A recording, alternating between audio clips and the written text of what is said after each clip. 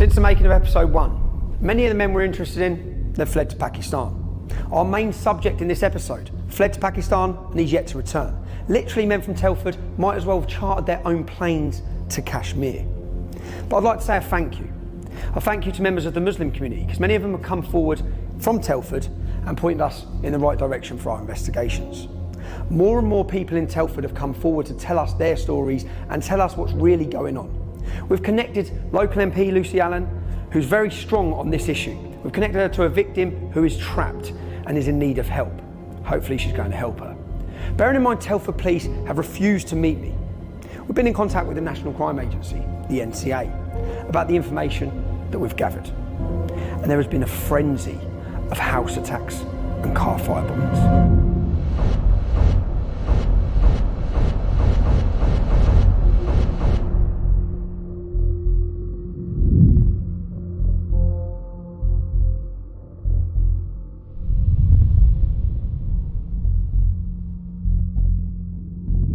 This is a new episode.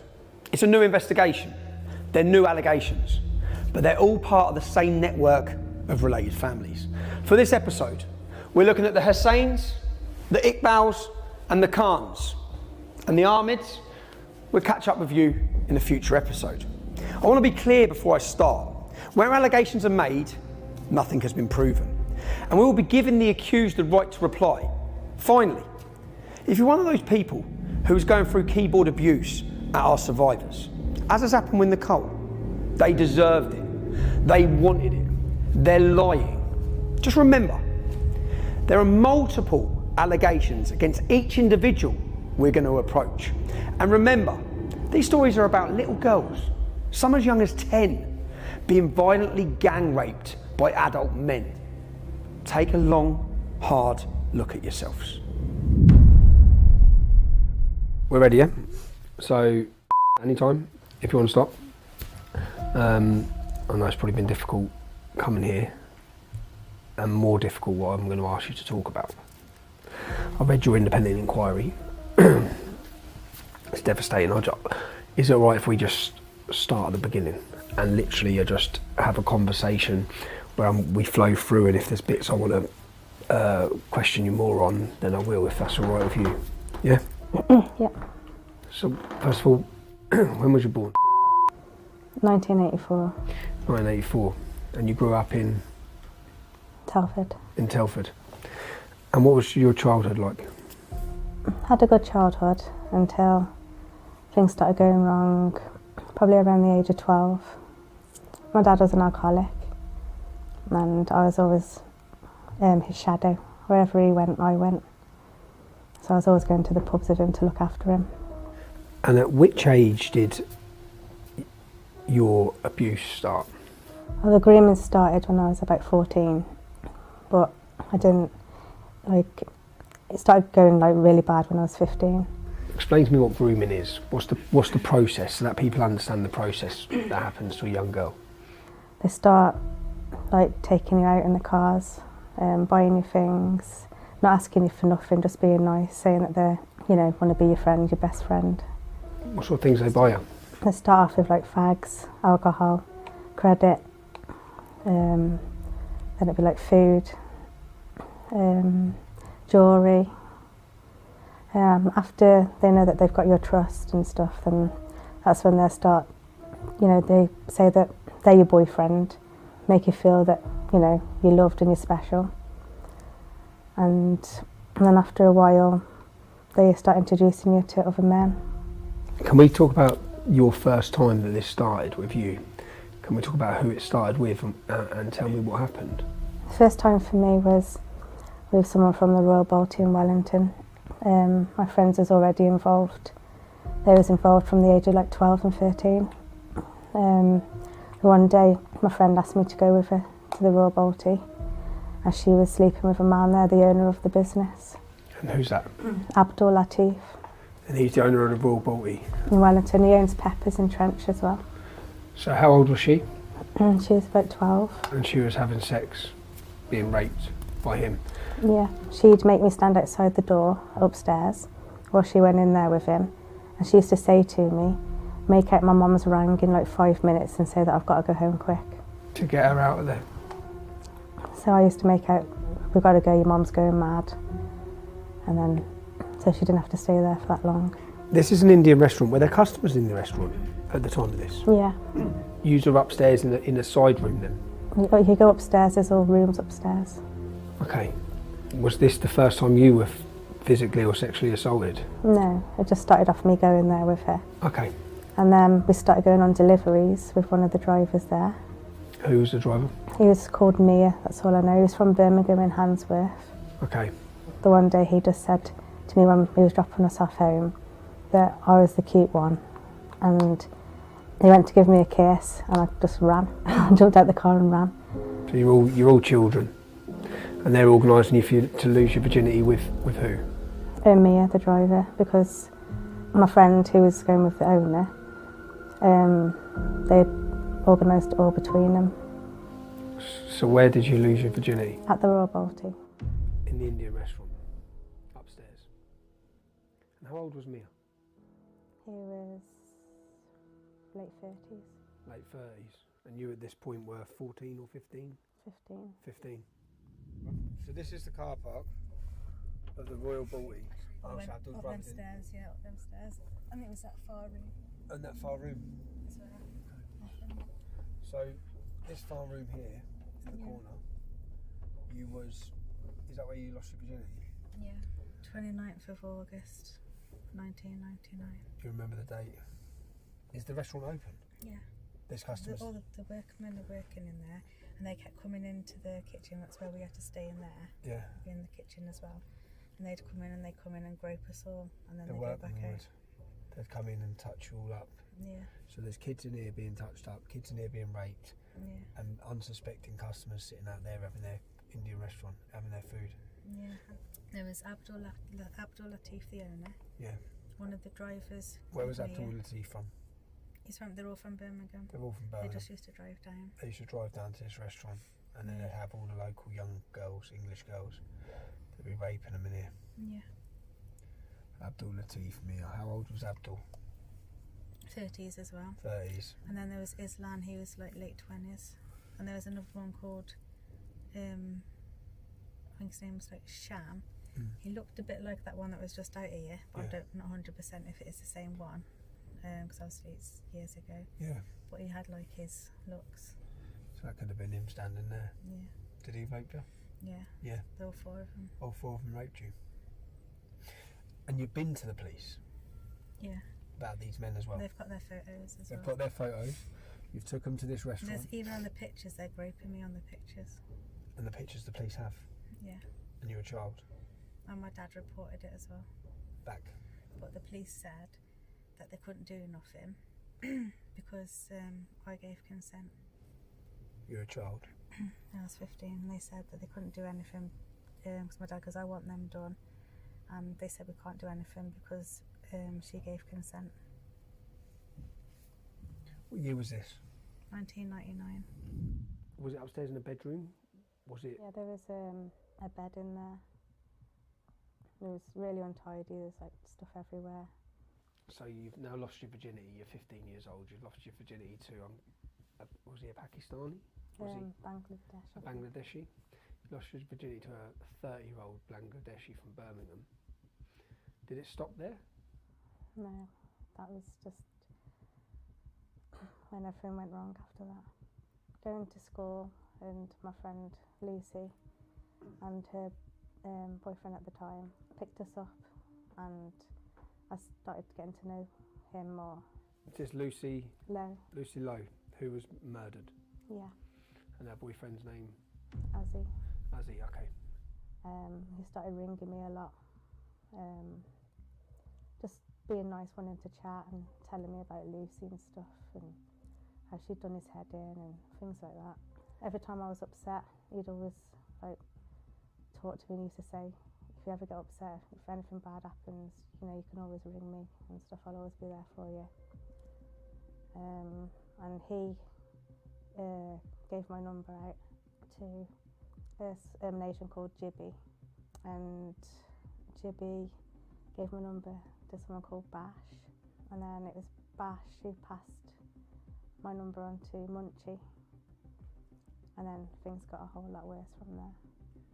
So you heard in chapter 1, Nicole's story, how these men got control of her at the age of 11 through their restaurant and their takeaway delivery business.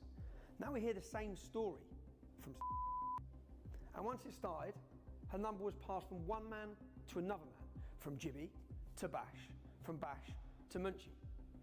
King Ahmed, as he calls himself, or Mushtaq Ahmed Hussain, now the proud owner of the Mumbai Lounge.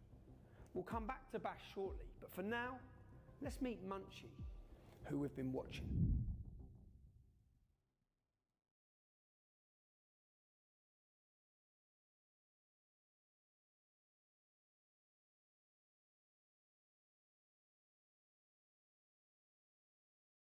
Yeah, that's right. Like the others, he's performing Hajj, or pilgrimage to Mecca, so devout in his religion, just like anti-grooming preacher Muhammad Charlie Khan from episode 1. Given the testimonies we've heard, on and off, we've been watching him for a couple of years. We can't show you everything here, but we'll share everything we have with the police. What we can tell you is that Munchie, Mushtaq Ahmed, Kayani King Ahmed, as he likes to call himself, is the sole director of the Mumbai Lounge. And it's therefore the Mumbai Lounge and locations he frequents that we're interested in. ਸਾਡੇ ਰਤਬੇ ਮੜਕ ਠਰਮੇ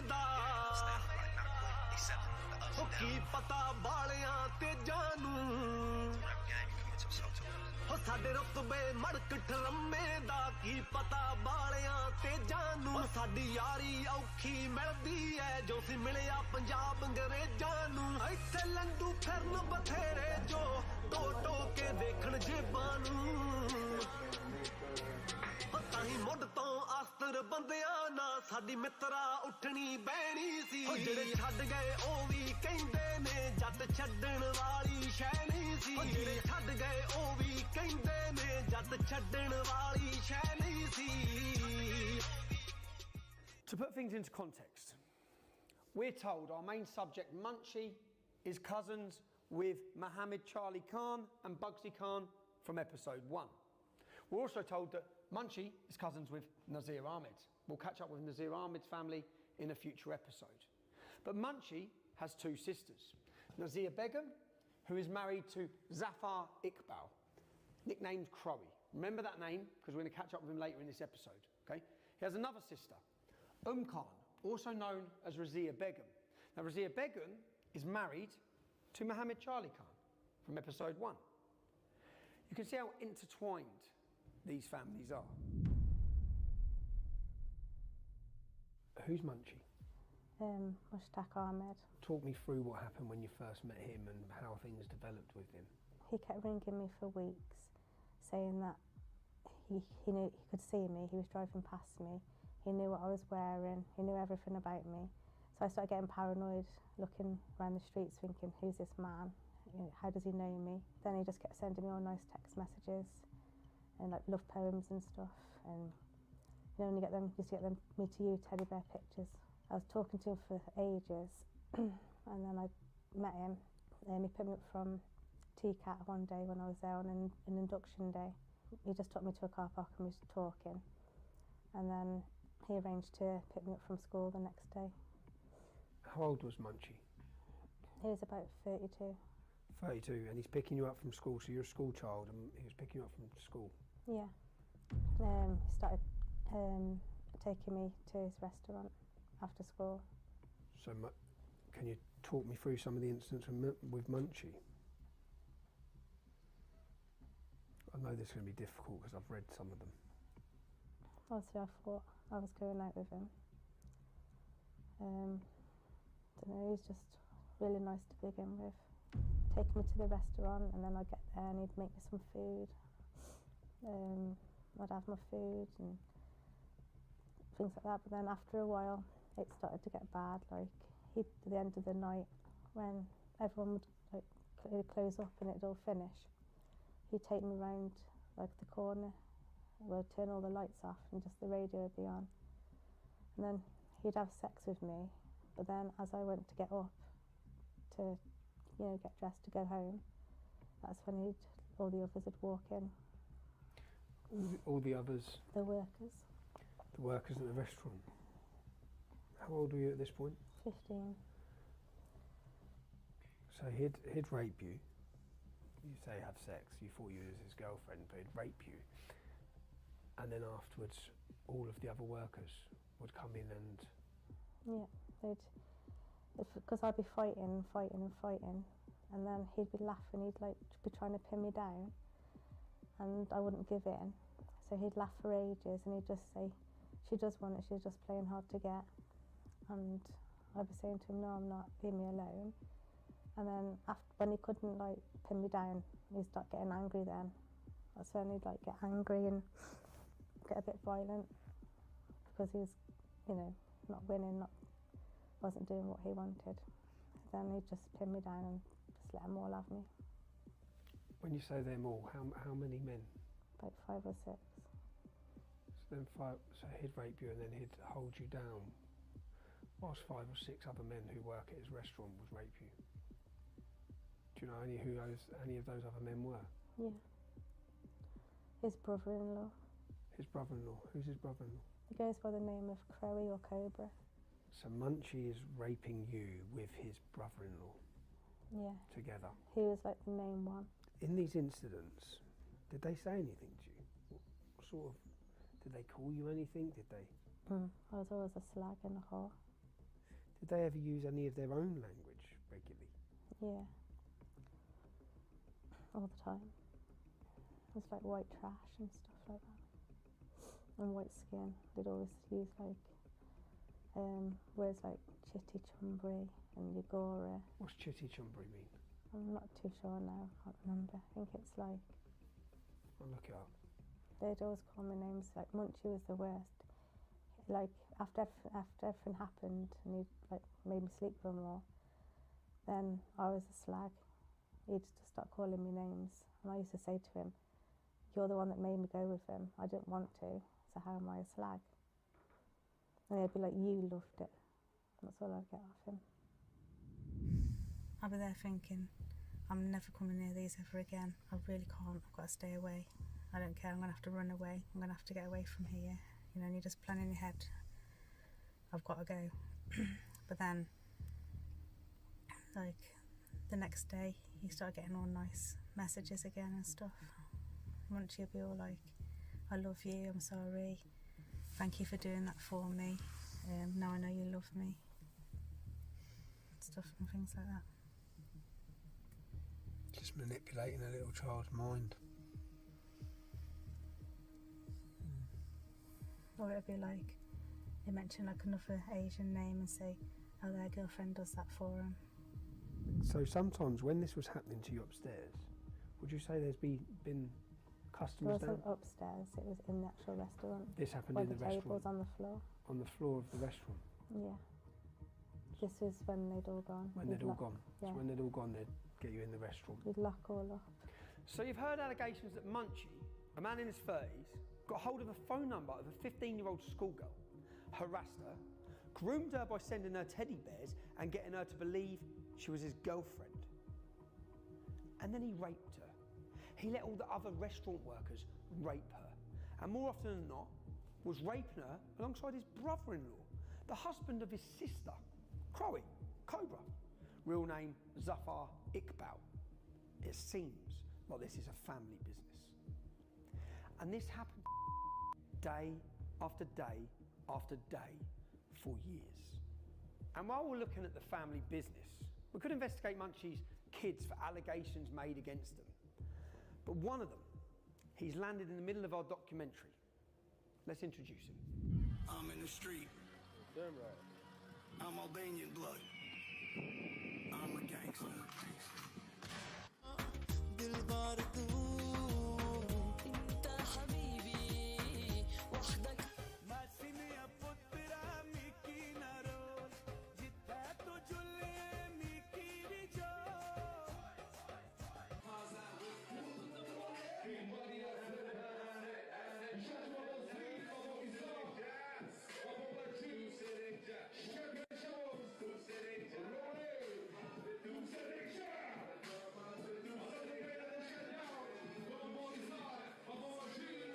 I'm the queens in that, bro. ready up, steady up, yeah? ਛੱਡ ਗਏ ਉਹ ਵੀ ਕਹਿੰਦੇ ਨੇ ਜੱਟ ਛੱਡਣ ਵਾਲੀ ਸ਼ੈ ਨਹੀਂ ਸੀ ਜਿਹੜੇ ਛੱਡ ਗਏ ਉਹ ਵੀ ਕਹਿੰਦੇ ਨੇ ਜੱਟ ਛੱਡਣ ਵਾਲੀ ਸ਼ੈ ਨਹੀਂ ਸੀ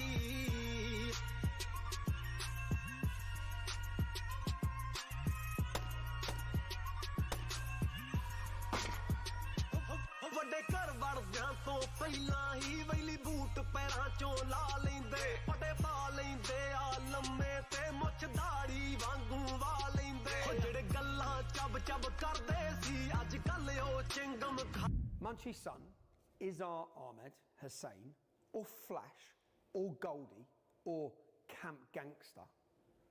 We'll meet him later. I read of another incident in your report where you, I believe, went to hospital after, where you were bleeding. Can you talk me through that incident and who was involved in it? There was about 3 times that I had to go. Three separate times you had to go to hospital? The one was like over the road from where it happened. So where raped, what happened? Munchie took me to this house. It was like in a cul-de-sac opposite that house. I remember sitting in the front room and they had the telly on, and then Munchie put some porn on, and then he was joking around to me, saying like, "Are you going to make a movie and stuff?" And I was like, "No, get lost," like laughing with him. And then I just had a drink, and then next thing I knew, I was in bed upstairs. I don't know how I got there or nothing. With who? All of them that was there. How many of them?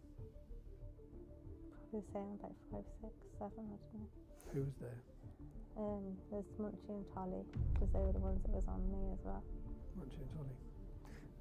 And when you was upstairs in the bedroom, what was happening? And they was all raping me. At the same time? Yeah, they was all on me. All of them on you? And I just kept like, when you can't stay awake, I was like that. And I couldn't even move my legs or my arms or nothing, my whole body was dead. And you feel like you're hallucinating. It was just like that. So I remember someone at the corner like recorded me. They were filming it? Yeah. Munchie? Yeah. He was raping you? And there was Crowe. Crowe, the brother-in-law? And Purveyor. And they're all raping you at the same time? In different holes? Yeah. And the police still don't think that this needs to be prosecuted? No. Did you attend hospital? Yeah, I had to because I was really, really sore and really bad, and I felt like I was all damaged. But I remember when I walked in, I had to go to the GU clinic at the hospital because my doctors told me to go there. Did they bring, when you've turned up, so you've turned up as a child, as a young lady, girl, in a hospital, bleeding from front and back, swollen? Really bad. Really swollen? Did they ring the police? No. Who brought you to the hospital? I took myself. You took yourself, so you've gone as a young child on your own to a hospital? Because at first when you go in, they take you in this room and this woman talks to you and asks you what's happened and why you're there. And then you have to go in and get examined. And you say you ended up in hospital multiple times? Yeah. They gave me a card once and said if I need someone to talk to, so like a counsellor or something. They gave you a card, they never rang the police? No. So I believe you went to see your doctor as well, am I right? Yeah. What was your doctor's name? At the time, it was called Dr. Swallow. What did he say? I said to him the one day, I went, am I infertile? And he said, why did you say that? And I said, because I haven't got pregnant and all this, all this stuff's like, I keep coming here all the time for like morning after pill. I said, how come I haven't got pregnant? I said, am I infertile? And he said, no, I doubt it, and this, that and the other. He said, are you the lady of the night? Are you a lady of the night? But I didn't understand what he meant then. I didn't get what he meant. Are you a lady of the night? Are you a prostitute? And you was a child at this time as well? Yeah. He never questioned you further? Nothing. No contact? What have social services been, what were they like when you were young? I didn't really see anyone. I saw one man called I always remember his name. I seen him at the police station. And he just, I wouldn't talk then. I was too scared to say anything. And he just gave me a card and he said, here's my card if you ever want to talk. And I always kept it for years. You used to go missing for days? Sometimes weeks. Sometimes weeks? Yeah, and the police would be looking for me. My mum and dad had been worried sick, ringing the police. And where would you be? in Birmingham mainly. Your little friendship group, the school you went to, how many girls, say in your class, do you think were being forced to have sex with older Muslim men? There's about 7, 8 of them. 7, 8 girls? In your class? Just in your class? Yeah. So the numbers we're looking at here of how many children have been affected and how many children have been raped. All you had to do was walk down Wellington and there was just every girl you see on the churchyard, in High Street, at the bus stop. A lot of this seems to be centred around Indian restaurants. Can I ask what nationality were the men that were raping you? Were they Indian? No. No. Pakistanis. They're Pakistanis. How many Indian restaurants do you think in Telford are children being raped in? I'm not too sure. Like now. Now, how many do you know of when you was younger? When I was younger, there was probably about 10. About 10. Now, another town this week joined the list of shame, where sex gangs have roamed seemingly unchecked to prey on girls as young as 11, raping, drugging, beating, trafficking, and potentially even murdering them in the process. What's happened in Telford could be the worst case of a paedophile gang involved in widespread child abuse the country has ever seen. But as I read the names of those convicted, something struck me. In Telford, they included Azir Ali Mahmood, Mubarak Ali, and Adel Ali. In a similar case in Rotherham, Razwan Razag, Adil Hussein, and Zafran Ramzan were among the guilty. To Rochdale now, Mohammed Amin, Abdul Aziz, and Mohammed Sajid, among others, were convicted. And now to Oxford, where it was Anjam Dogar, Kamir Jamil, and Zishan Ahmed ending up behind bars. Now, a very broad reckoning of the guilty shows around 80% are men of Pakistani and Bangladeshi origin. Well, a couple of observations then. Why do they appear to view white girls as objects to be traded and even disposed of? And what is their community doing about it? We have to acknowledge that sex and sexuality and gender and respect for the opposite gender are issues within certain parts of the diaspora. That's the South Asian community, the Arab community, and large sections of the Muslim community. These are things that we have to discuss. If you look just at the Quran, you will get the indication that you can have sexual intercourse with a 5-year-old. If you just read the Quran, it is halal, it would be halal to have sexual intercourse with a 5-year-old. In Surah Al-Talaq, chapter 65, verse 4, Allah subhanahu wa ta'ala tells us who you can divorce and who you cannot divorce. And then he says, وَاللَّائِ لَمْ يَحِدْنَ. وَاللَّائِ لَمْ يَحِدْنَ. And the ones who had never been pubescent before. And by the way, this is very important, yeah? I want all Muslims to be aware of this. The reason why we don't have sexual intercourse with 5-year-olds and 6-year-olds and 7-year-olds or whatever is not because of puberty. The Quran doesn't say anywhere in the Quran that the woman has to be pubescent. I dare you to find one verse in the Quran where it says you're not allowed to marry someone based on harm, or you're not allowed to have sexual intercourse based on harm, or you're not allowed to marry someone based on puberty. So if you're Quran alone, you're allowed to have sexual intercourse with 5-year-olds. Get me one verse in the Quran which says the woman has to be pubescent. One verse. I want one verse in the Quran from the beginning of the book to the end of the book which says that she has to be pubescent. And Daniel, you know what? It's too depressing to carry on. It goes on and on. One second, Daniel. The pattern in all of these, overwhelmingly, is South Asian Muslim men, primarily Pakistani, sometimes Somali Muslims, sometimes North African Muslims, it doesn't help us, Daniel, to pretend this wasn't a phenomenon that was replicated across the country. What I would advise you, you said you're a South Asian Muslim man, therefore your name probably is Danial or something other than Daniel.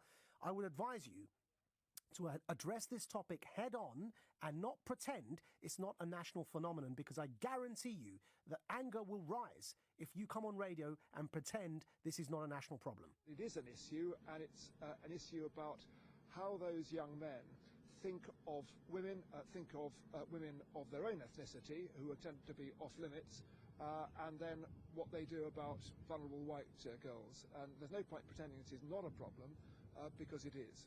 We need a proper, thorough investigation by the police, gathering together all the information about all these cases in different parts of the country to see whether there are patterns and networks that need to be addressed in order to stop this crime. I don't think that we can make that jump necessarily to it being a cultural problem. Yes, Keith Vass MP doesn't think we can jump to the conclusion that this industrial-scale rape and gang rape of little white girls is a cultural problem. Well, he's always had a casual relationship with the truth and with reality, and he's always been happy to prostitute himself and his views for his own benefit. And talking of prostitutes, here he is with two male prostitutes complaining that he, and I quote, had to fuck one of them without a condom. I think we'll ignore the commentary on grooming from Keith.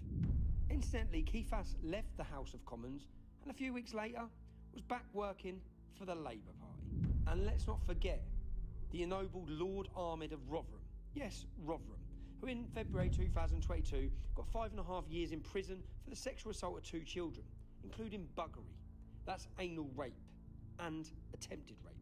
His brothers, both called Mohammed, were also charged but considered by some idiot somewhere as unfit to stand trial. So it looks like child abuse is a family business here as well. That was February this year.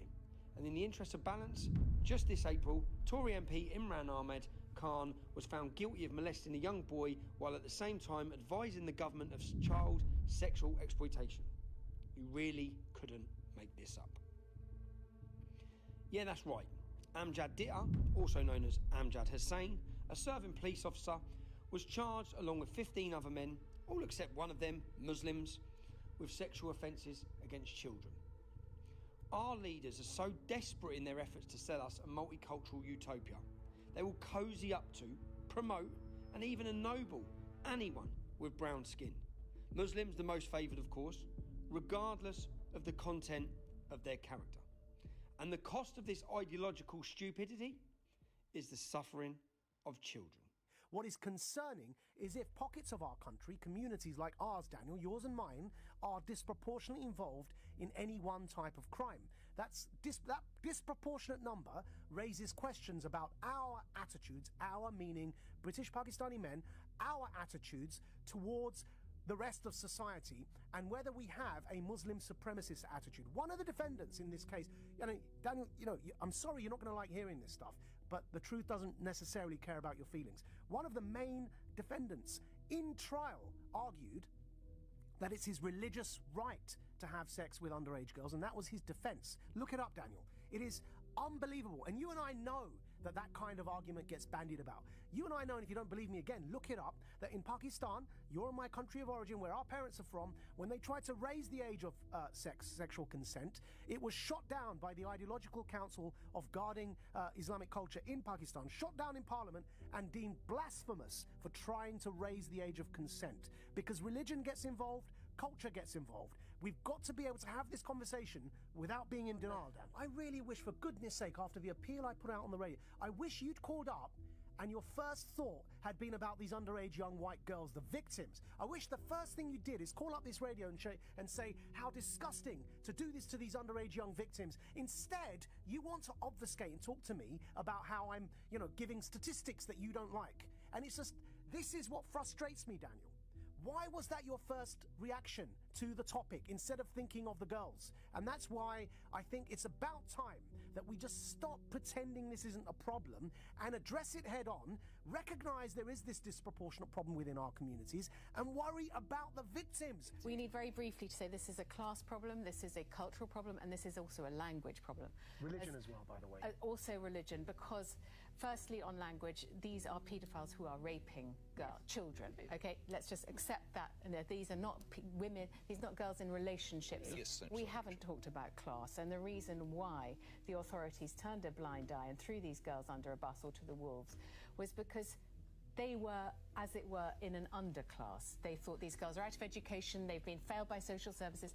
Honestly, if these were middle-class girls at boarding school, do you honestly think these children would not have been taken proper care of by the boarding school? Across Europe, not just in Britain, there's a disproportionate rate of offending by either Muslim migrants or Muslims born and raised in Europe against white girls. And there are class reasons to it, there are patriarchal reasons to it. Why it happens in Muslim majority nations is largely due to the social conservative attitudes in society and their patriarchal and misogynist attitudes towards women, and also cultural elements kick in. Now, for example, fundamentalist interpretations of Islam believe that as long as you have consent of the father, there's no underage, there's no pre-puberty, there's no limit on marrying a girl. They refer to the Prophet having married a 9 or 11-year-old, depending on the age of reference. Right. These attitudes must be challenged and they must be addressed. If my daughter, if my daughter wants to okay, hold on, I'll finish. Let me finish. If my daughter reached the age of menstruation at 9 years old, I would say you are ready. You are ready to get married. This scandal involving 27 cities with probably thousands of underage young girls, it must lead to a Stephen Lawrence-style national inquiry looking into what the institutional failures have been. There has been failures on an institutional level in the care homes up and down this country. There have been failures on an institutional level in the police up and down this country, and there have been failures on an institutional level in local Labour councils, probably not only Labour, but mainly Labour councils up and down this country, because people have been scared of being called racist. And the fear of racism, or the fear of so-called Islamophobia, which is a misnomer, the fear, more appropriately, of anti-Muslim bigotry, must never be an excuse to allow underage girls to be raped and abused in this way. But it was. Think of that. Imagine that. 27 cities. And counting. Because I can guarantee you we haven't heard the end of this yet. Imagine the thousands of victims. Imagine the impunity with which these men must have been acting. It is an absolute disgrace that this has been allowed to go on in this country. And you may hear me being angry right now. If you're not going to be angry about this, what on earth are you going to get angry about? Don't tell me that their Muslim identity had nothing to do with this. I have lived and breathed this community all of my life. I can guarantee you that it's not the cause, but a factor in the way in which these girls was treated was the culture of these men, and as part of that culture is their religious attitude towards non-Muslims. And that is the reason that you see almost exclusively that they are men like me, Pakistani, British, Muslim. Most of them. Some of them Bangladeshi Muslims, some of them Indian Muslims, some of them North African Muslims, some of them Somali Muslims. All of them Muslims, almost all Pakistani Muslims. And the victims, almost all underaged white girls. Now, who will lead, who will defend the voiceless in this national scandal? So there has been media coverage, and some courageous individuals, not least Majid Nawaz, they've spoken out about how nearly all of the men involved in this gang rape of little white girls are Pakistani Muslims. And most of the rest, they're Muslims as well. We hear two leading Islamic influencers speaking at Speaker's Corner. One explained that the Quran, Allah's words, say nothing to prevent sex with 5-year-olds. The other saying he'd be happy for his daughter to get married at 9 if she'd reached puberty. Is there something in the doctrine of Islam that is making some people think that this abhorrent behaviour is acceptable? Well, this bit is important. I want to make sure we give a fair representation of Islam's doctrines. Almost a decade ago, before I was totally cancelled from TV and social media, I was using my voice to question the teachings of Islam that sanction the rape and slavery of non-Muslim women. We as a community, if you like, have to be honest and open about that. We've all got a duty to tackle child abuse. But the difference is You're a heroic moderate for saying it. I'm a far-right hooligan. Anne Cryer tried but failed to get her local mosque to talk to suspects' families. I went to a friend of mine who was a local councillor, and he happened to be a Muslim, and therefore he was able to represent me to the elders, because I thought it was a good move to try to get those elders involved. Yeah, it was a good move. And I hoped that I would be able to persuade the elders to go knocking on doors and say to them, this behaviour is un-Islamic and I want it to stop, because I'm going to tell the whole community about you and what you're doing if you don't. Now, they weren't prepared to do that. There is a possibility for me that this is linked to Islam. Maybe it's not, but maybe it is. When you have in the Quran... How can you say it's linked to Islam? Because on what basis? What's your evidence? Okay, the Quran, you can take sexual slaves. You can take sexual slaves. Whatever you... Outside of your four wives... That you can take non-Muslim women as sexual slaves. I don't think you could find it. It is nice to see you reading the Quran, though, I have to say. It's obviously not making a difference, is it?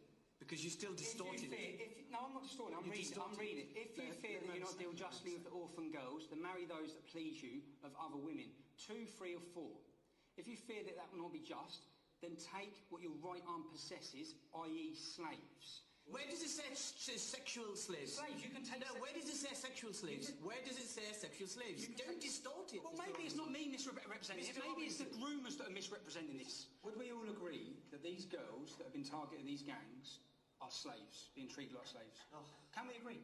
Look, I think that is a very unhelpful way of tackling the issue. They're being treated like slaves, and we have chapters in here that tell them it's okay to take non-Muslim women as slaves, and to me, that needs to be explored. To Mo, Tommy continually tries to unfairly blame the religion of Islam for criminal acts. Tommy's tried to create a link between some theological aspects and linking them with paedophilia, and that's wrong. Whatever sources he's using, they're deeply flawed. It says in the Quran that you can take non-Muslim women as slaves. What do they do with slaves? If it's in there, we must explore that avenue. A meeting was set up in London at the end of August with 2 experts on the Quran. Dr. Osama Hassan from Quilliam is a scientist and Islamic scholar, whilst historian Tom Holland has written groundbreaking books on the birth of Islam. Tommy used this opportunity to go straight to his belief that it is Islamic texts that are to blame for gang abuse of young girls. Basically, outside of your 4 wives, you can take whatever your right arm possesses, yeah? Now, how do we understand that? That referred to slavery, which are concubines. Yeah, concubines, which included sexual slavery. Now, that was part of ancient culture. Tom is delighted they seem to agree with his position. تلك آيات الله نتلوها عليك بالحق وإنك لمن المرسلين. That's right. Allah tells Muhammad to tell us that the verses in the Quran are directly from Allah. Allah is Islam's God. That's chapter 2, verse 252 of the Quran. Allah also tells Muhammad to tell us that he, Muhammad, is an excellent example to follow. Some translations say good, some say perfect, some say the best. That's Surah 33:21. Allah tells Muhammad to tell us that he, Muhammad, and I'm quoting him here, is of great moral character, or a man of outstanding character, sublime, exalted, highest, noblest, depending on which translation you prefer. That's Surah 68:4. And finally, and importantly,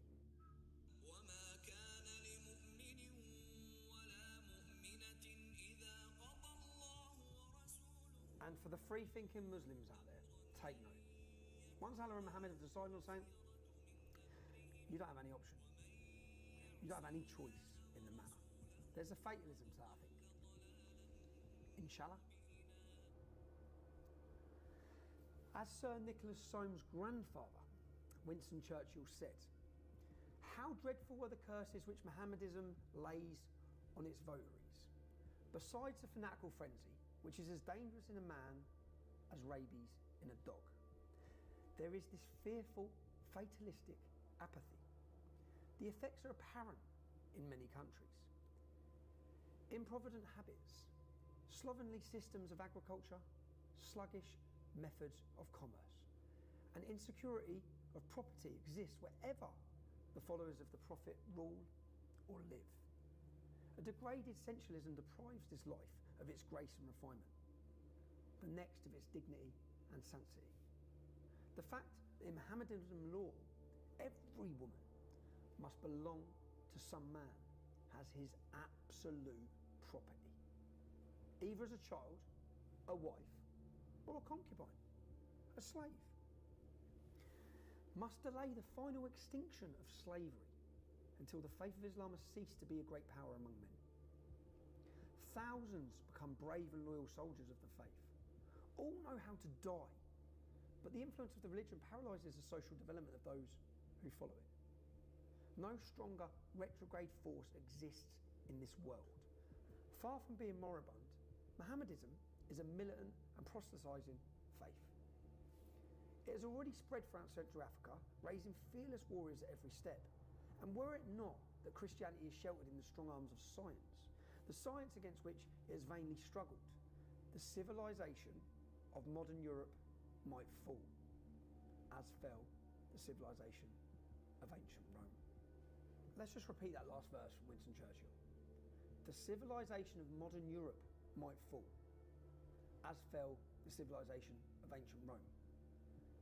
Now, he'd made these comments before there were 5 million followers of Islam in Britain. All that put simply, Muhammad said Allah was speaking to him, and Allah said Muhammad was the last prophet. Allah said Muhammad was the perfect example and of great moral character, and Allah said Muhammad had to be obeyed. Allah said if Muhammad and Allah have decided on something, you've got no option, no room for free thinking, no freedom of conscience, no opinion. You've got no freedom. One other critical consideration when trying to understand how the gang rape of children has gone on for so long, that's over 40 years in Britain, is understanding an Islamic worldview. I don't separate the world. Islamic doctrine does. We have Dar al-Islam, the land of Islam. That's countries under the control of Islam. We have Dar al-Harb, the land of war, countries where Muslims are fighting to establish Islam.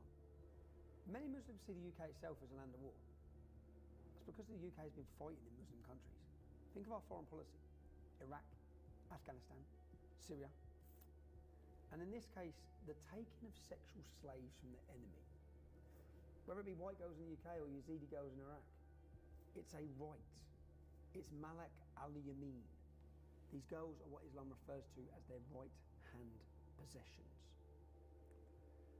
There's many verses in this book. Pick it up, read it. There are many verses in this book which legitimize, which sanction, which give permission for Muslim men to take non-Muslim women as sexual slaves. For time's sakes, I'm just going to look at two. Quran 4:24. Also forbidden are women already married, except those slaves who your right hand possesses. It's outside of your four wives. You can take non-Muslim women as sexual slaves. That's what it says in the Quran. Quran 23:6. Successful believers are those who guard their chastity. And I quote from verse 6, except from their wives or the slaves that their right hand possess. For then they are free from blame. Free from blame. They can take slave women, have sex with them outside of their wives, and they are free from blame. So says Muhammad, the perfect moral compass for the Muslim world, who's instructed by God. Okay? That's what it says.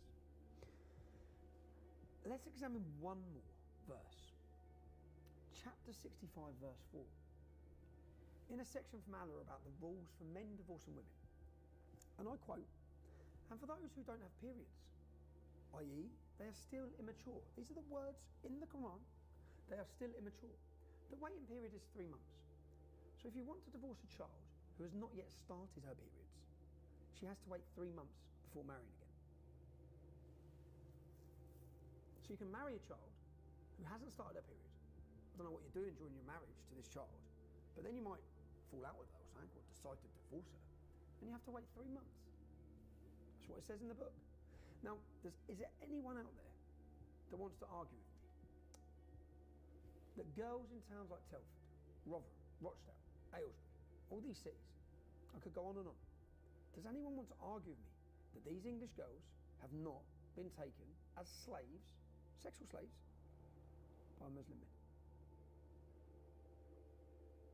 So whether it's the importance of Muhammad's example and the need to follow it, or Allah's revealed words in the Quran about divorcing prepubescent girls, making it clear sex with children is okay, or whether it's Allah's ruling that it's halal, it's permitted to have sex with slaves in your possession, under your control, it's blameless.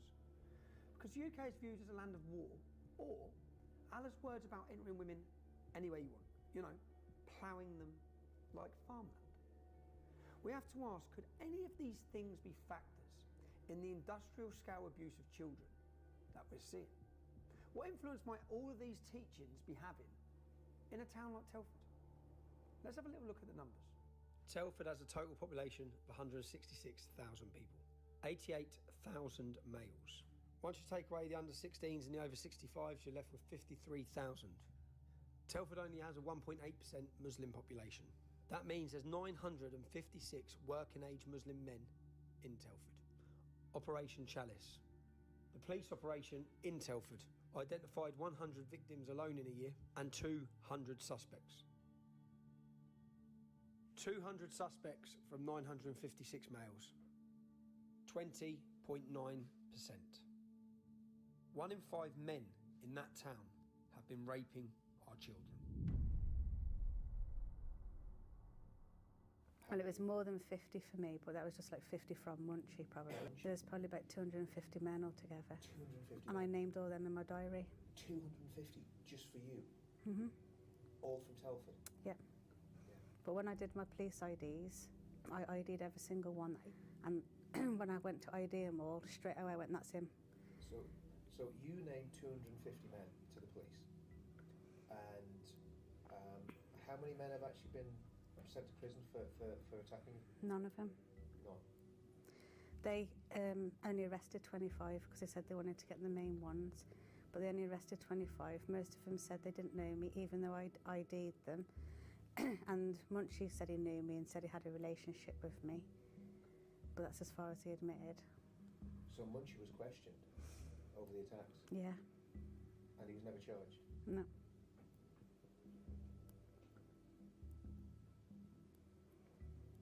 Because they said it was going to be my word over theirs, and I was on my own. I did have one witness. He was a man who witnessed what Jibby and Bash and Majid and that did to me in that flat, because he witnessed, he was living there, he heard me screaming, he heard me crying, and he saw me coming down in a mess, and he heard me like screaming for help and crying. So he wrote a statement for me saying that he did witness all that. Was he a Pakistani man? He was a white man. So he was willing to go to court for me, but then nothing went. That's another house we was talked to by Bash. This is another house just literally around the corner again. Yeah, it's right opposite the shop. And Bash took you here for the same thing. sex with lots of men. Yeah, he bought alcohol. Bash would buy the alcohol. But the food, saying it was a party. And the party would be you and... Me. Just you? Me. And So, other men. so Bash would organise a party in this house? Yeah. Where's the women in this house? There was no one There's there. no women? I think it's when they send them. Back to Pakistan? Yeah. Then they'd get you round as a kid? Because when I went upstairs to the toilet, I could see like a kid's room with all kids' stuff. But none of them There's there. all baby stuff everywhere. They'd bring you in the house. And how many men would visit the house in the night? Probably about 7, 8. You'd be forced to... Yeah. Sleep with them. And Bash organised this? Yeah. And who's Bash? He was Munchie's best mate. Munchie's best mate. Okay. He was like one of the first ones. For you? Yeah, it was him and Jibby that I spoke about in the flats in Black Hill. Okay.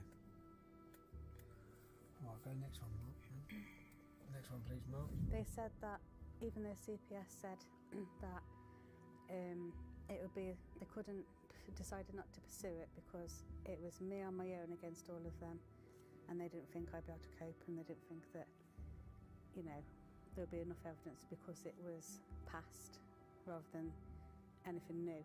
It was all past evidence. So they said that they didn't think I'd handle court on my own. But all I know is on the night of the fire, I was at home and I had an argument with my dad, and he took my mobile phone off me. But Bash had already given me a secret phone and said, keep that in case you know your dad ever gets your phone.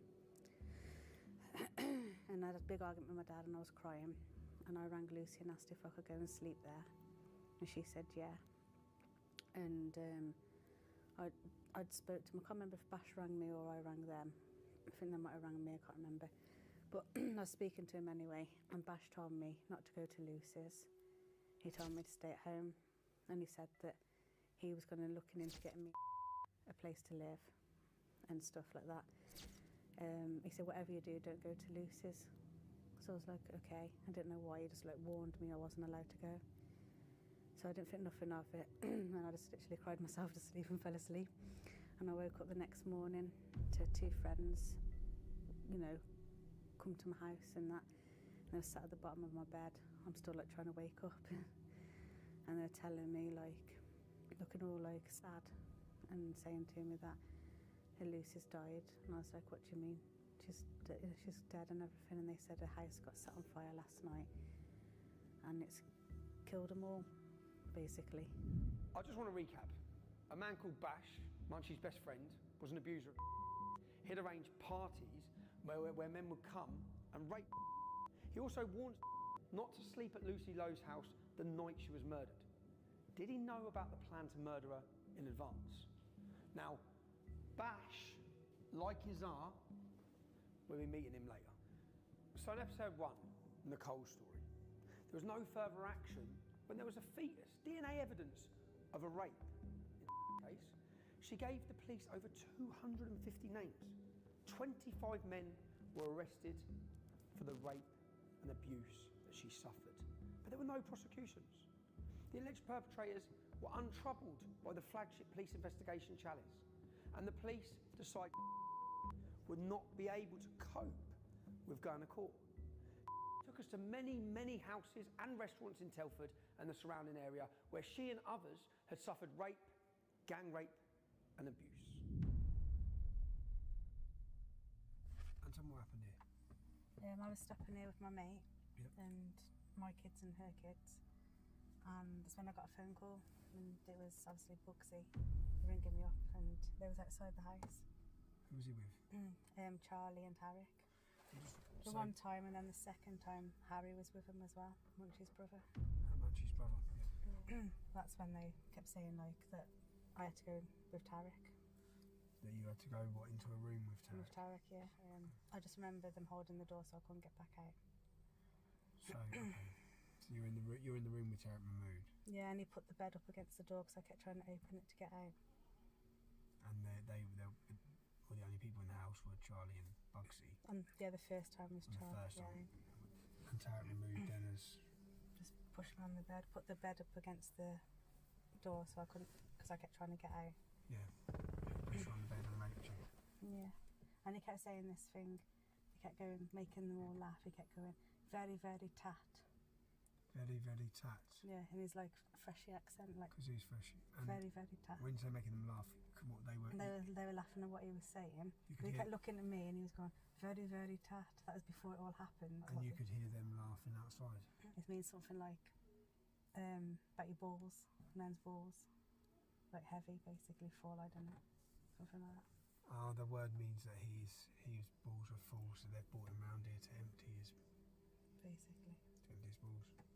And they're all laughing. Yeah. And that's Charlie, Bugsy and Tarek Mahmood. And then they Yes. come back again another time Yeah, with Harry. with Harry. And who were you... what happened that time And kind of the same thing. with Harry? But not, Harry didn't do anything. Oh, It it's was Tarek Tarek. Mahmood again. Yeah, Okay. but Harry was with him the second time. Okay. So they just thought they could just come here. Yeah, because they knew. And once you knew I was always here at my friend's house. And they could just come walk in. Yeah. Where were your kids at this time? They're in the bedroom asleep, the other bedroom. The other bedroom. I was tucked into her lad's bedroom, That's where they took you. into her baby's bedroom, basically her baby's bed. It's like a single bed. To a single bed. So Charlie and Bugsy have come in here with a freshly migrant. Who, and when you say who was it, who was it? Was it the freshly migrant who was coming here telling you had sex with him, had to have sex with him, or was it? No, it was Bugsy. It was Bugsy. Yeah. Bugsy was the one dictating what was going on. Yeah. We have serious allegations from children who say that you were involved in the rape and prostitution of them, that you were a kingpin having them trafficked. In, well, can we talk? I've got some questions. We have accusations that you trafficked young children. You trafficked young children. You were the kingpin. You chose who they were raped by. You prostituted them. What is your relationship with Inspector Jim Bayliss? Bugsy, what is your relationship with Inspector Jim Bayliss? When you say freshie, is that how long? Do you know how long he's been here? He had not long been in the country. When this was going on, he had not long been in the Yeah. country. They brought him round to empty his balls. Okay. Right. And okay, thank you. So you remember Bugsy, aka Golfraz Khan, and Mohammed Charlie Khan from episode 1, and their alleged role in drug dealing and the pimping of Nicole at the age of 11 through to 16, from 2010 to 2015. Well, here we've heard that they were busy doing the same thing, selling young girls for money a decade earlier, taking freshies, as they're called, recently arrived migrants to empty their balls with a white English child. The consequence of a failing justice system is not only years of suffering for our survivor in this episode, but a decade later, endless suffering for Nicole, and who knows how many girls in between. I just want to be fair, okay? Out of these family trees, we have allegations by multiple girls about many of these men, but not all of them. So I'm just going to go through and show us which men in these family trees we have allegations against that they are rapists.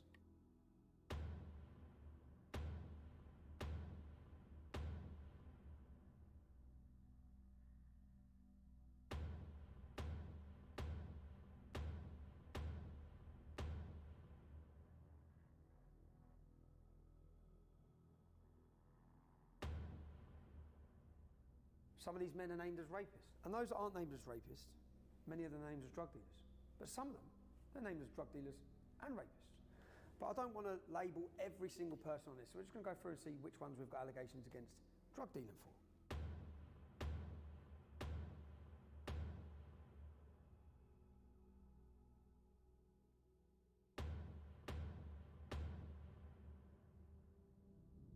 So the courageous survivors know where they were abused. They know the houses. They know the businesses. They know where they were raped by gangs of men. The police are aware of which premises are being used to abuse and rape children. The council are aware. The media and the newspapers, they're fully aware. But the parents and the children of Telford, they may not be aware of what is happening to young children in some restaurants as they close, or upstairs, or while people are eating downstairs, or in the kitchen by the waiters in between serving customers. We have a duty, I have a duty, to make you aware. I want to make you aware of what we know. So if you have to make a choice of where you go to eat, where your children may be allowed to go, or where you decide to get a takeaway from, you may want to think twice before giving those businesses your money. I think it's time we dropped in on the Mumbai Lounge, where Munchie, Bash and Izar work. And then we'll go and have a chat with Crowe, Munchie's brother-in-law, you know, Zafar Iqbal. We'll give them the opportunity to respond to the allegations being made against them. Before we go and approach these men, I want you to understand the in-depth 12 to 18 month investigation we've done. I've met with dozens and dozens of victims.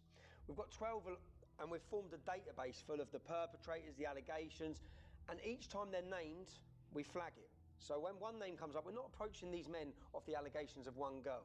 We'll check now how many different girls have named these men. We're looking at Munchie, Bash and Crowie. Munchie is on page 3. Let's have a look at Munchie. Page 2, page 3. No, that's... So Mushtaq Ahmed, Mushtaq Hussain, 1, 2, 3, 4, 5 different girls.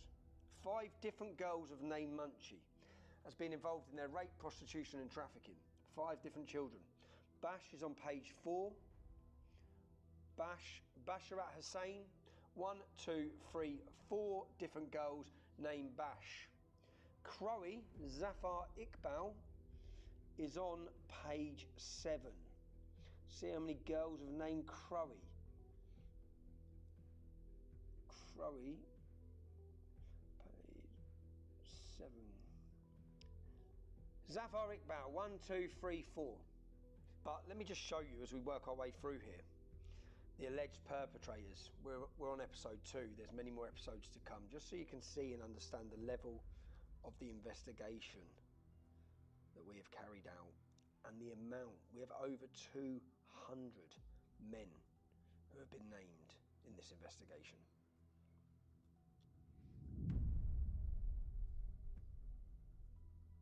So the purpose of this is simple. It's just so that I can get in and ask him questions, you know. The problem is that there's probably about 8 members of staff. Munchie, who is the main alleged rapist, who has been holding children down whilst they are gang raped repeatedly by men. Some of these, one of these girls end up in hospital 3 times. They split her anal and vaginal together, yeah, with what they've done to her. Now, the problem is Munchie works in the kitchen, which means he will have knives. So there is a risky situation of going in. Some of his relatives, his nephews and his cousins, are working as waiters. They're young, they might be fiery. It's impossible. I've tried to contact him multiple ways. I've tried to put questions to him to get answers. I have to give him the right to reply because we're about to publish some of the sickest allegations ever against the man. The allegations are that this has happened repeatedly in his business. It's literally, we're just here to do our job, yeah? That's literally it. So the bar's busy. The bar's very busy, yeah?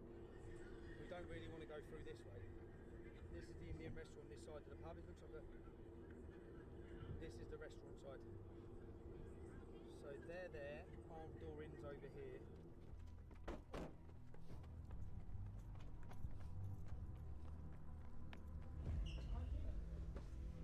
Hello, Munchie. Munchie. There you know, Munchie. Come on, lad.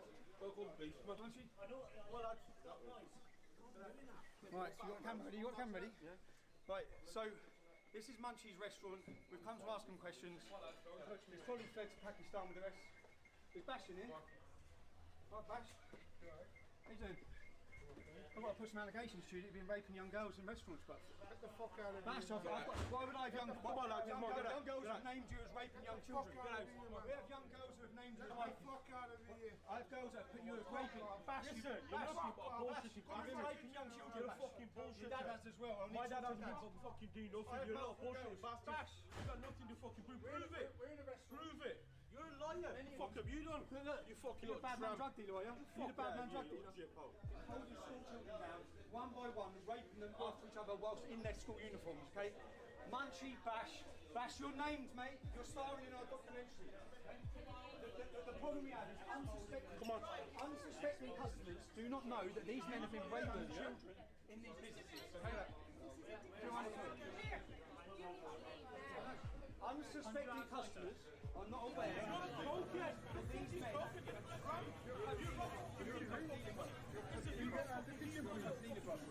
Look at you. Unsuspecting customers, let me look at unsuspecting customers have no idea that these men have been prostituting and raping children in these businesses. We are here to make sure that the people in Telford, you are unaware of what's been going on. Get out of the kitchen. Or what? Sorry? Or what? This is private area. Get out of the kitchen.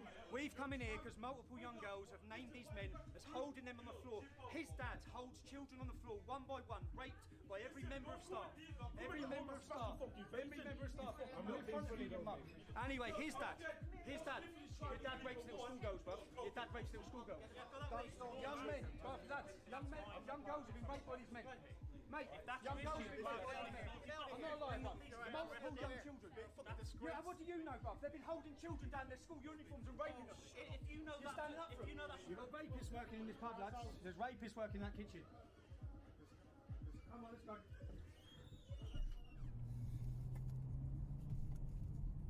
So, we know that this is the restaurant that our survivor alleges she was held down and gang raped by Munchie and all of his colleagues. Now we have here the diary. These are diary entries from in our third episode. We look at the murder of Becky Watson, who was killed aged 13. And in here, this is from her diary when she was a school child. Ishaq, Islam, Muhammad. It's listed with Muslim men's names. Yeah, but one of the names that's of interest to us is Munchie Work. So we have a phone number in this 13-year-old child that's been murdered diary under Munchie Work. We have the restaurant where our survivor alleges Munchie raped her. Let's try something, see if we've got the right place.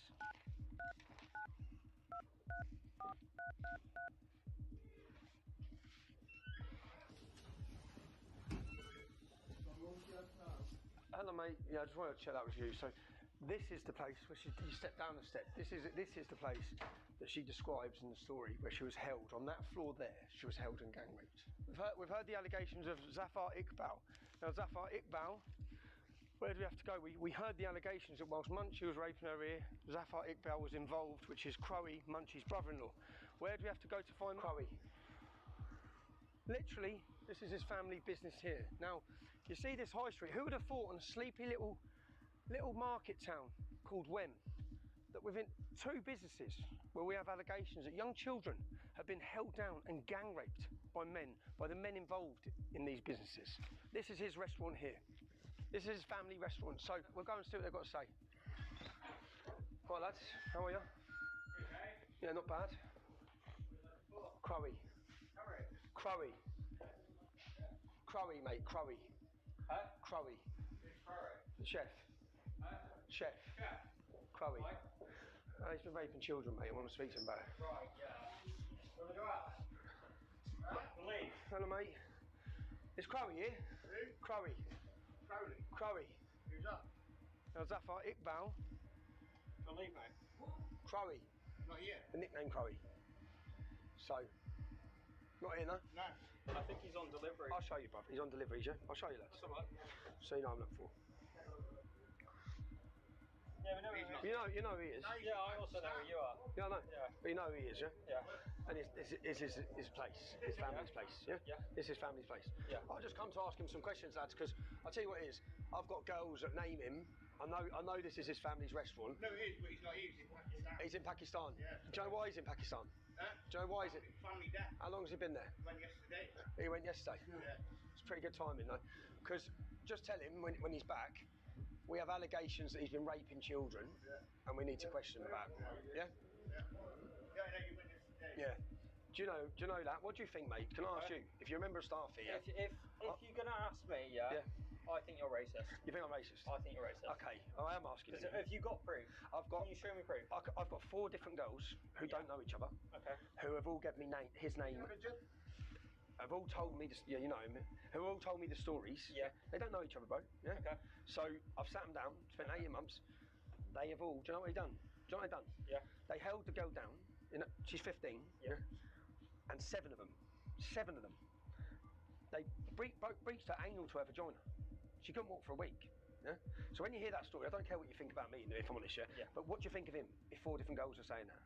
Well, I think the story itself is bad. Oh, it's bad? Yeah, if that was to happen... Is it as bad as racism? Yes. It is, okay, so... Yeah. Okay, we're getting somewhere. How am I racist? What have I said that's racist? Well, I want to see proof for what you're doing. Okay, but no, let's forget... Okay, you will see proof. I don't think you coming in here is, like... If you've got that case, right, you've got those allegations, take it to court. I'm not a police officer, and the police don't take them to court because they have police that work for them, this gang, yeah? They have police on their payroll. Now, do you think it's right, if there are those allegations against this man, do you think it's right that there's some 14-year-old girls might be coming in here for food? Yeah, but I don't asking believe your story. You don't believe it? I don't believe Do you believe the girls? I haven't spoken to them. No, okay, but you're going to see story of 4 girls. Do you think these 4 girls just making up? I'm telling you there's 4 girls. I'm telling you. So you're going to see it on a film. You're telling me a story. You know, you're going to see on a film 4 girls. Yeah. Gang lads, Come on. gang lads, let's go.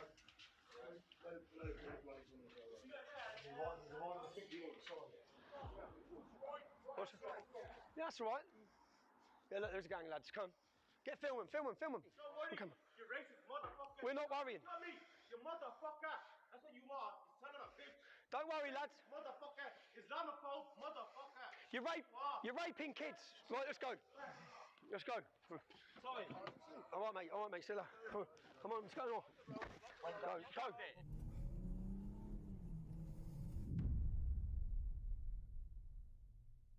I'm back in Telford.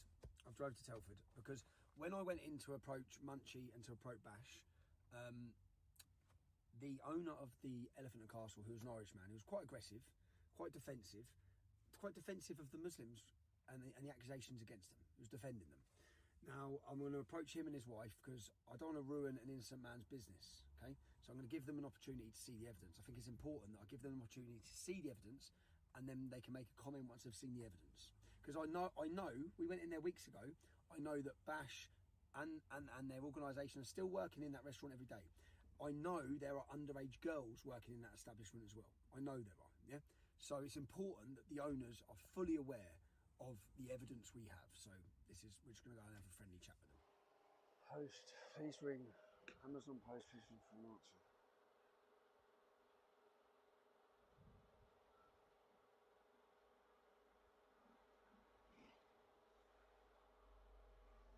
I'm asking if you want to.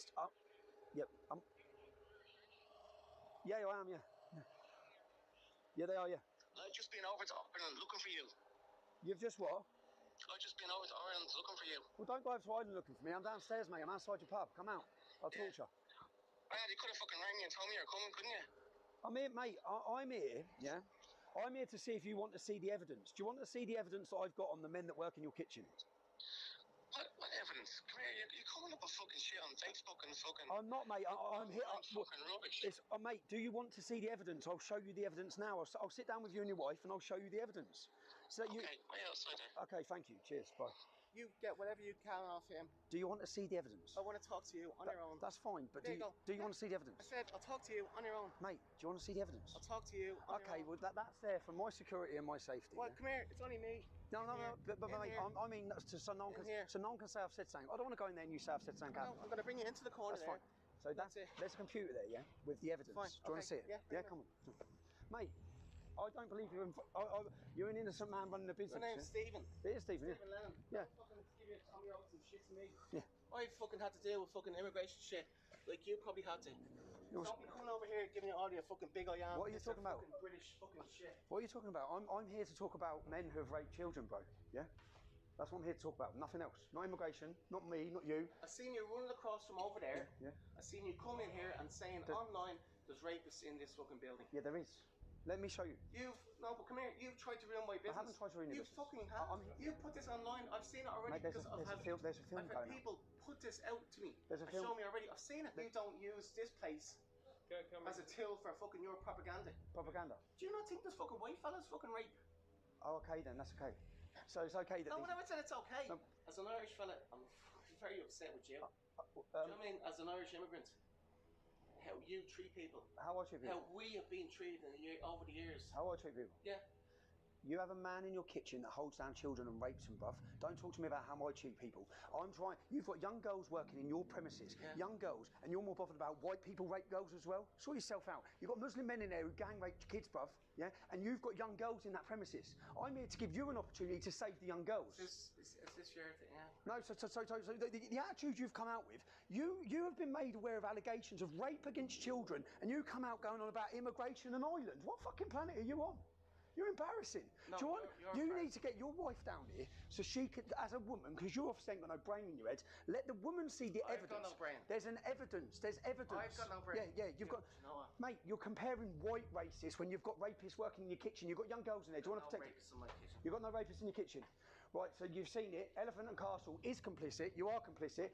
I'm offering you the opportunity and your wife to see evidence. I need to knock you the fuck out. Oh, do you want to see evidence? Do you want to see evidence? Do you want to see a video of a young girl who's been raped by them? Talking. Do you want to see a video of a young girl who's been raped? I've seen it online. It's all online. You haven't seen it. I've seen it. You have no idea, bruv. I've seen it. You haven't. You're an embarrassment to Irish people. Episode 2, Elephant and Castle, complicit. Cheers, bruv. You had an opportunity, mate. You had an opportunity. You're an embarrassment. You're going to what? I'll tell you my family are. You had the opportunity to sit and watch evidence, yeah? You had the opportunity. I was about to show, I've got a video, you haven't seen it because it's not out. I've got a video of a young girl who... Out or not out? It's not out, bruv. It's not out? It goes out on the 7th of May. The video of me entering your business, the video of young girls who are... 5 young girls, 5 different girls. In my business? No, listen to me. 5 different girls that named the men who work in your kitchen. 5 different girls. Do you know what he done? He held her down and one by one, every member of staff, yeah, in his previous premises, raped her on the floor, yeah? It's got nothing to do with my politics, it's got nothing to do with Ireland, right? It's got to do with a little girl who was held down and gang raped by Bash, by Munchie. They're all named, yeah?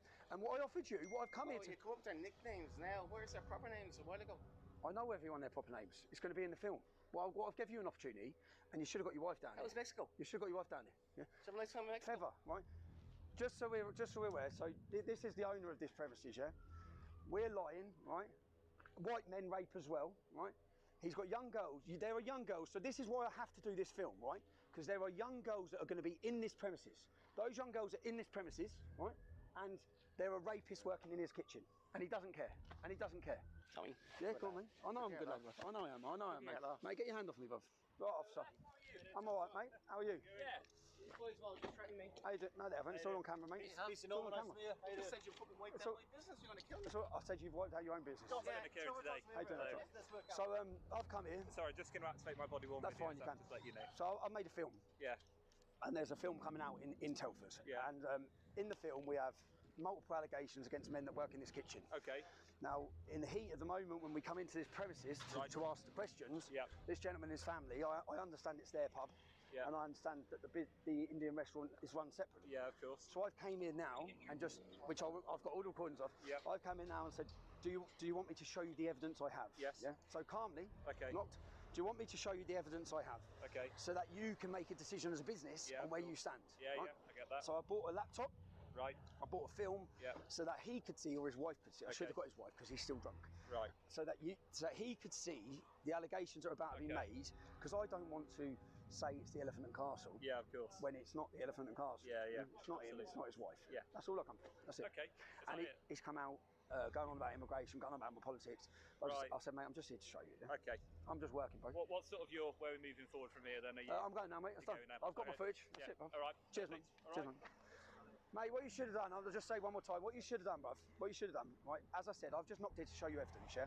You should have got your wife to sit down and see the evidence, because what I wanted to do in my film is actually separate the Elephant and Castle from the Mumbai Lounge, yeah? There's no Mumbai Lounge. What I come to show you was evidence. So to see if your wife wanted to see girls sitting down telling her I've seen it. It's no, all you online. haven't seen it, man. I've seen it. It's all online. No, it's a as I said to you, I've seen you walking in here. There's an hour and 20-minute film going out on the 7th of May. That's fantastic. I'm sure your boys would love to pay you. Well, you're in it now. You're in it now. See you later. We don't have to worry about me ruining his business.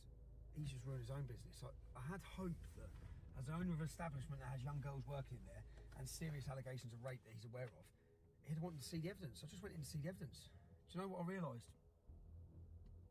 He threatened to knock me out. And I realise now that his attitude and the way he acted and the way he was there is exactly the reason that this has gone unpunished for 30 years or 40 years. He would be one of the people shutting down the debate, shutting down the ability to discuss these gangs raping children. And he just tried to do that to me. So, I'm surprised. I'm disappointed as well because I'm not saying he's got anything to do with raping children. I'm not saying he's anything to do with these rape gangs. What I am saying is that he's ignorantly defended them without witnessing the evidence we have, because he was more bothered about the fact that I'm accusing Asians of rape. That's what he's bothered about. That was it. White people rape as well. That's his argument to the fact that he's got men in his kitchen, that we have 3, 4, 5 girls alleging the gang raping them. Yeah, I don't feel any guilt now about his restaurant or naming it because he's done it, not me. So, hello.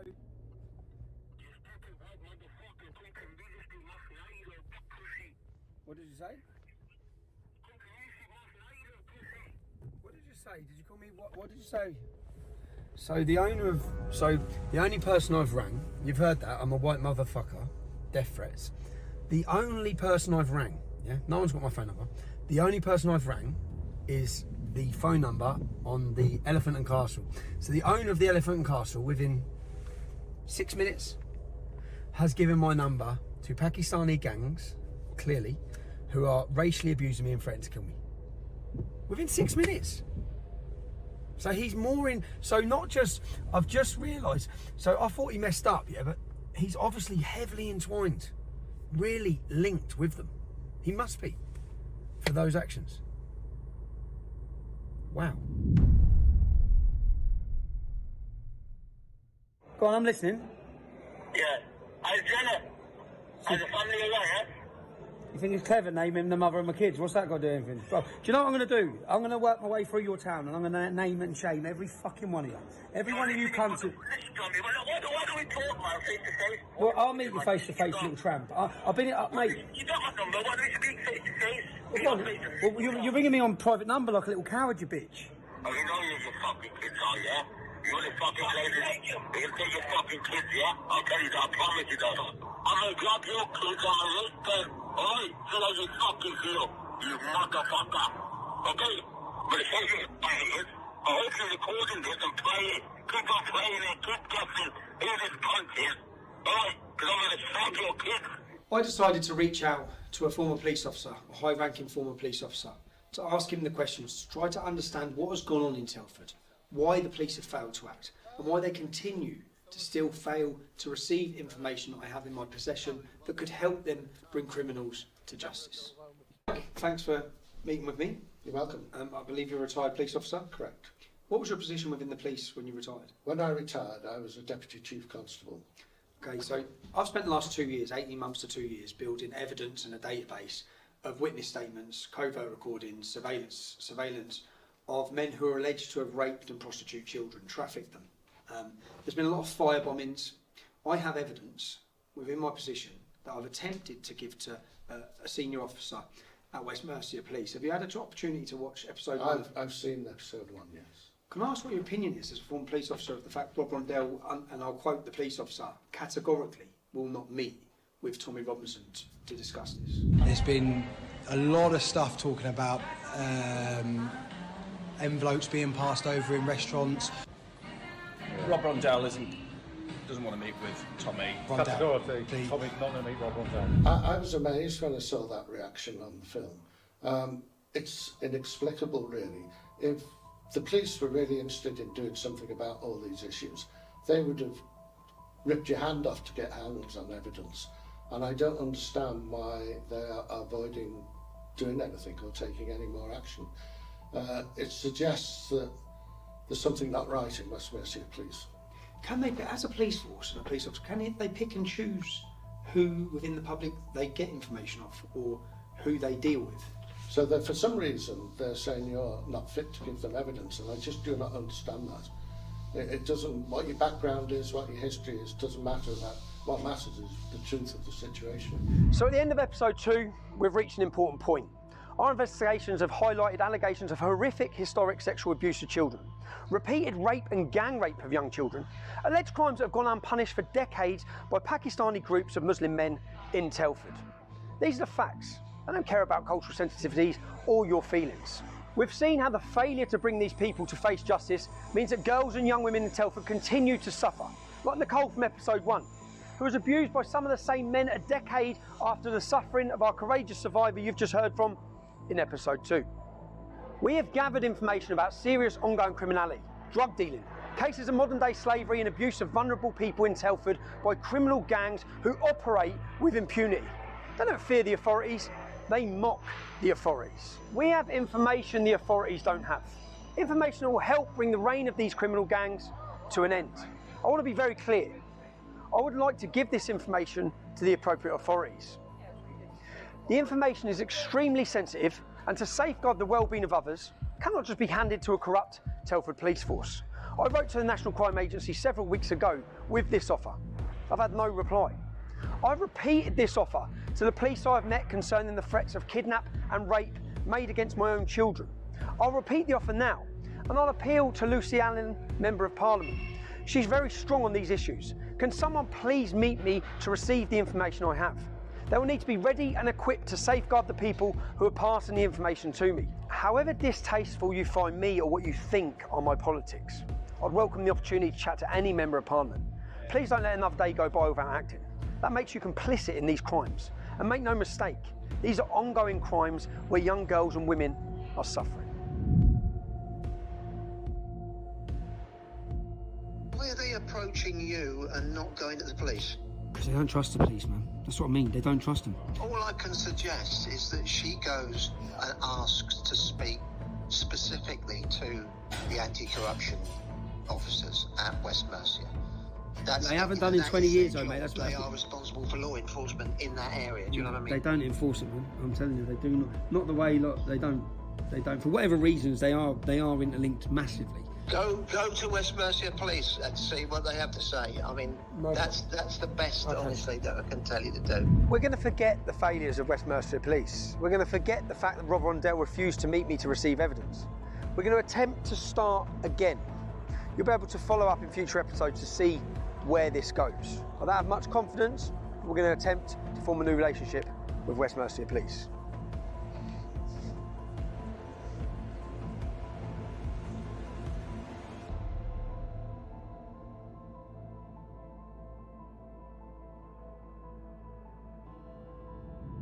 Do you value the work we're doing? Do you value the content you've just seen? We can't do it without your support. I want you to become a member of our team, our production team. If you can support our work at Urban Scoop, you become a producer. You can sit and watch these films and know that you played your part. You helped us bring them down. You helped us highlight them. And better than that, you helped us save victims. Along the way, we help victims, we move them, we support them. We can't do it without your support. Everything costs money. The travel, the security, we need to be safe. We need to make sure our families are safe. If you can support our work, please log on, subscribe to Urban Scoop with a monthly donation so we know it's guaranteed each month so we can progress, get bigger and bigger and bring you better and better documentaries. Thank you.